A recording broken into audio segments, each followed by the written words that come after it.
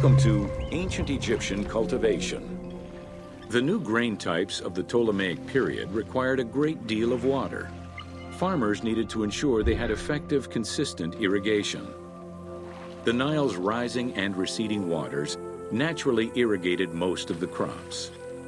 Areas where the Nile didn't reach, such as gardens and vegetable plots, required an irrigation tool known as the shadoof. The shadoof allowed easy transport of water from its source. It consisted of a tall wooden frame with a long pivoting pole and suspended bucket. The system could be raised and lowered with little effort.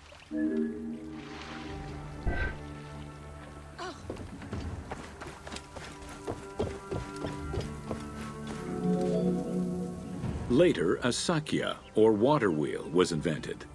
The sakya needed animals to turn the wheel, which rotated buckets through the water. It drew the water to an elevation of 3.5 meters and enabled a great deal of control over the irrigation process. This improvement supplied larger areas and thus resulted in larger harvests.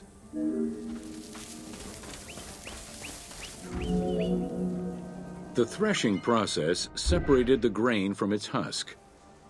Workers would spread the ears on clean ground. Oxen, cows, or donkeys were then guided back and forth to trample the grain. This continuous movement worked the grain loose while preventing the animals from eating it. Unwanted chaff and straw were swept away, or gathered and added to the mud used to make bricks, to make them stronger. Winnowing was the stage where workers used wooden scoops to throw ears in the air.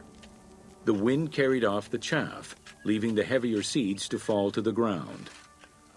This action was repeated until the undesired materials were sifted out. Grain waste was mixed with manure or other organic substances to produce brick-shaped dung loaves that could be easily burned. A standardized brick size enabled Egyptians to mass-produce this byproduct and use it as a commodity.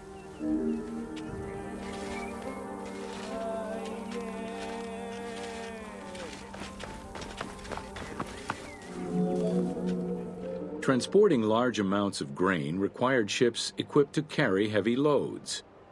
These goods were moved during the Nile's flooding season, when the river was deep enough for large ships. The transports stopped at checkpoints to accommodate customs and police controls, as well as for technical requirements and weather conditions.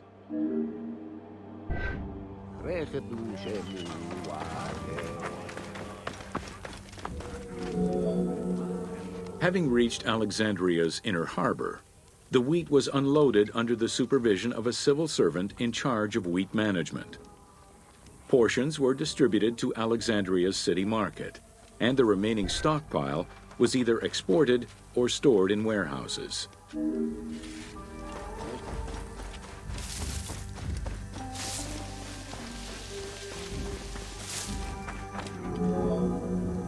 Grain storage facilities were located across all of Egypt. Temples and institutions had large silos, while individual houses had storage sheds. In some houses, arched cellars were built into the foundations. These watertight chambers were accessible from the ground floor through a trapdoor. Royal granaries acted as the storehouse and distribution centers and managed state payments to civil servants, soldiers, and the police. Though plastered on the inside, silos weren't completely sealed and so remained susceptible to mice infestations.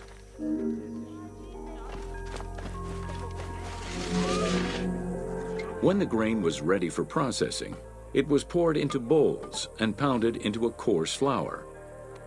That flour was then passed through a sieve to make it of finer quality and further ground between stones.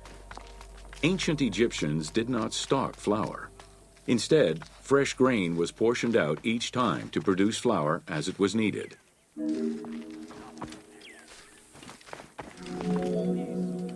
The sieves used by ancient Egyptians were unable to filter out sand and stones. Grit often passed into the flour, causing long-term tooth abrasions among all classes of Egyptians.